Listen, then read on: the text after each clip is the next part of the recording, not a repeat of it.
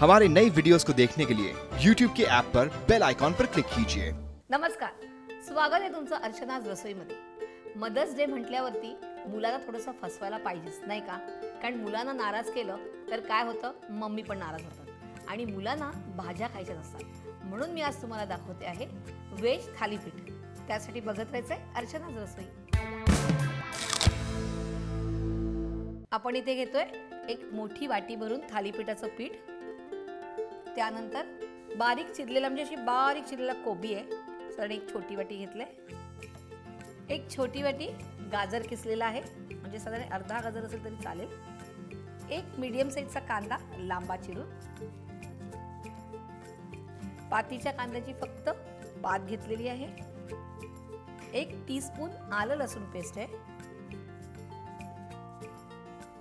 1 tablespoon तीळ, थोडीशी कोथिंबीर आणि आता आपण ह्याच्यामध्ये घालणार आहोत चिंगचा व्हेज मंचुरियन मसाला। आणि हा जास्त नाही घालायचा आहे, 1-2 टेबलस्पून घालायचं आपल्याला।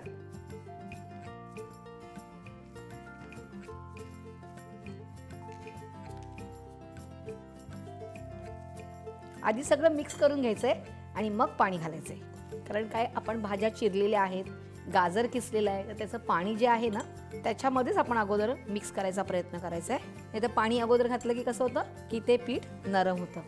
आता आपण पाणी घालूया, पाणी घेऊया आणि तुमच्या लक्षात येतंय का आपण इकडे मीठ नाही वापरत आहे, कारण ऑलरेडी त्या मसाल्यामध्ये मीठ वगैरे सगळंच आहे। आणि ह्याच थालीपीठामध्ये आता एक वेगळं व्हेरिएशन म्हणजे तुम्ही पालेभाज्या कट करून घातल्या ना तरी चालणार आहे। आणि थोडं थोडं पाणी घालायचं, एकदम नाही घालायचं। पीठ मळून झालेलं आहे, आता आपण गॅस सुरू करूया, आपण तेल टाकूया,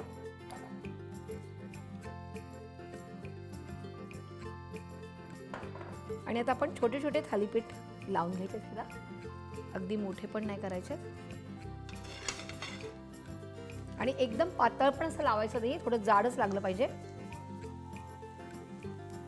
अजून एक करूया,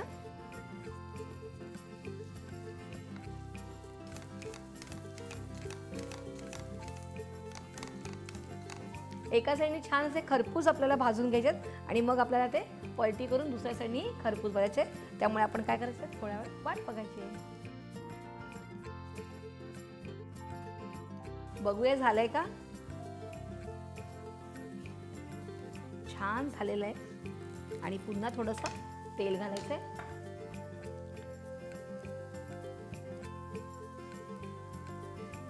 आणि एका साईडने परत होऊन द्यायचे।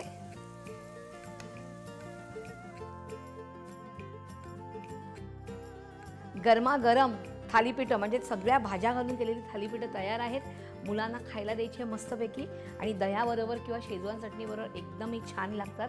तर तुम्ही ही जरूर करून बघायचं आहे। तुम्ही सबस्क्राइब केलं कुठे, इंडिया फूड नेटवर्कला, आणि अशाच काही छान छान तुमच्याकडे पण रेसिपीज असतील मला लवकरात लवकर फीडबॅक द्यायचा आहे आणि पाहत राहायचं आहे अर्चनाज रसोई। आणि हॅपी मदर्स डे।